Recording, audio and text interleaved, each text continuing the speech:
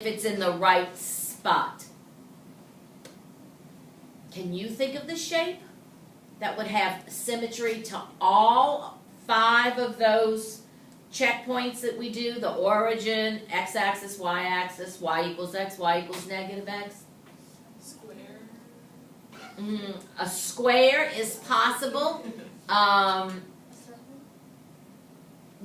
Drawing the, giving an equation of a square, however, is something that would require actually 4 different equations, one for each line, and so that's not something I would use in a problem. What about another shape? A circle? What about a circle?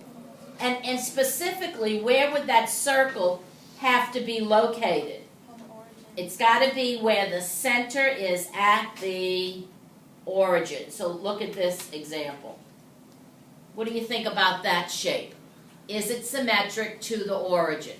Yeah. When you spin it, obviously, when you spin it, it still looks like a circle all the time, right?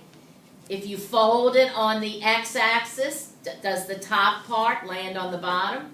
When you fold it on the y-axis, does the left side fall on the right side?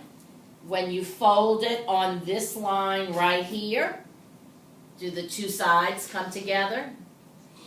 When you fold it on this line, you see what I'm saying? So, yes, a circle is a shape that could have all yeses, if its center was the origin.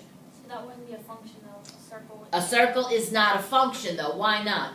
Because it's good symmetric to y-axis and origin. Okay, but before you even knew about that, why is a circle not a function from old knowledge that you had back in Algebra 2 and Advanced Math? It's not a line. Well, lines aren't the only functions. Parabolas can be functions, certain parabolas. How did you test a graph in the past to see if it was a function or not? The vertical line test. The vertical line test. Does a circle pass a vertical line test? If you do this, how many times does the vertical line touch a circle? 2 times. And which means what? It's not a function. Okay? All right. But again, that's really not your problem. Okay? That's going to be my problem to know in advance whether the problem I'm giving you is a function or not. And I'll have to, be alert to that. All right. Let's go back to our families of functions then. Okay?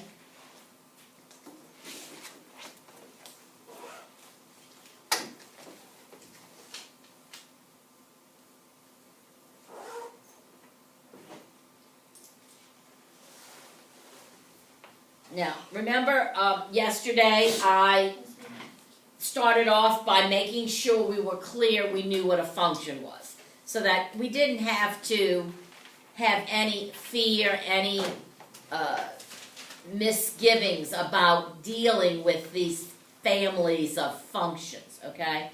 And they're nothing more than a group of ordered pairs where every x has only one y. Isn't that the way it works? Okay.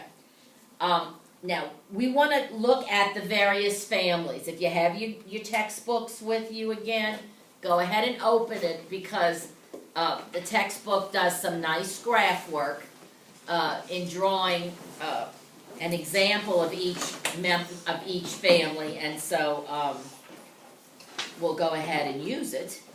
We need to know the identity function and constant function. We're not going to worry about those, because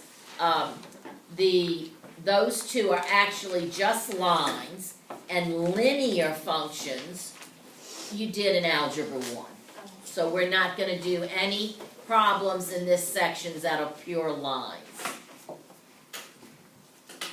The simplest shape we're going to start with is right here, the quadratic functions, okay? Matter of fact, what I'm going to do, watch. You see where I wrote linear functions yesterday? I'm going to put an X through that, because we're not going to deal with that family. It's a valid family, okay? The linear function family, very valid family. But you did linear functions in Algebra 1.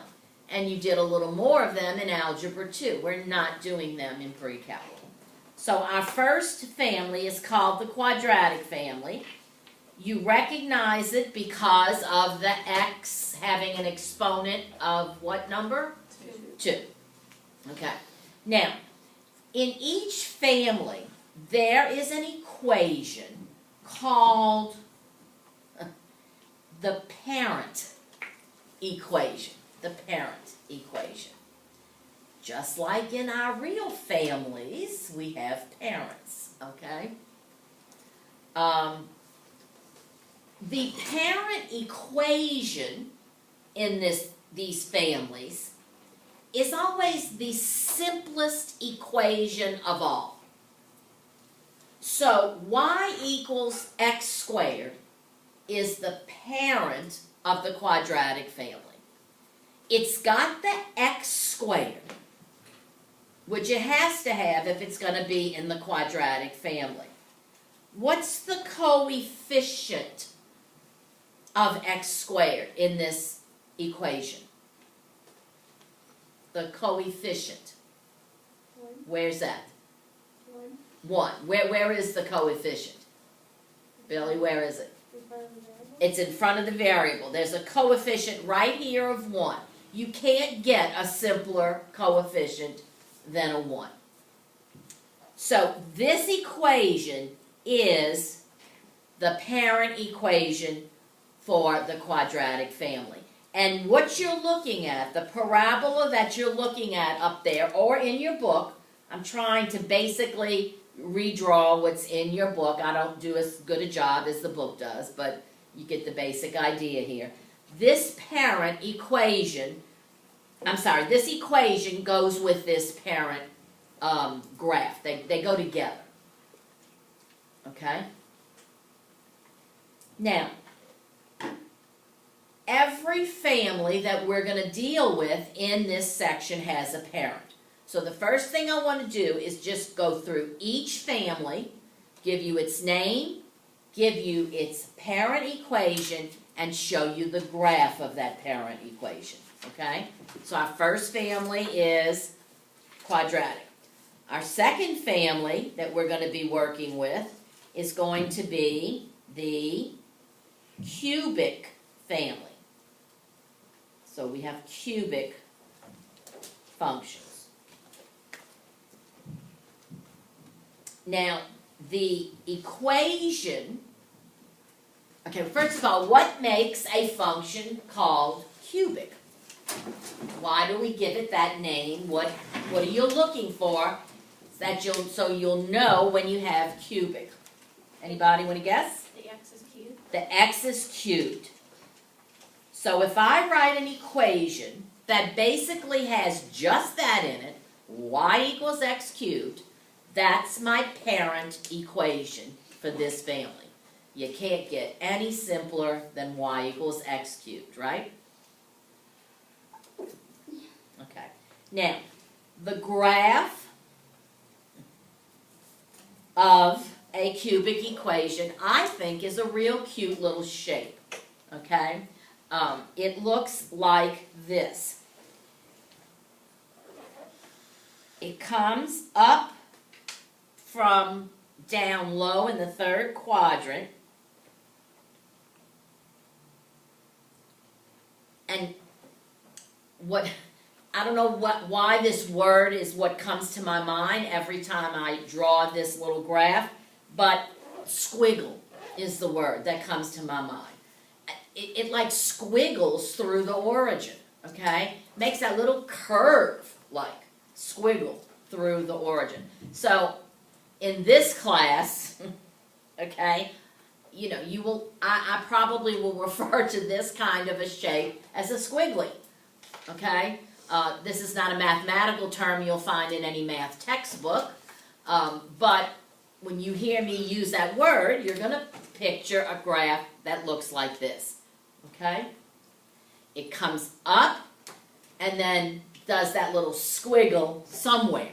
Now, the parent squiggles through the origin, but other squigglies might be squiggling someplace else, okay?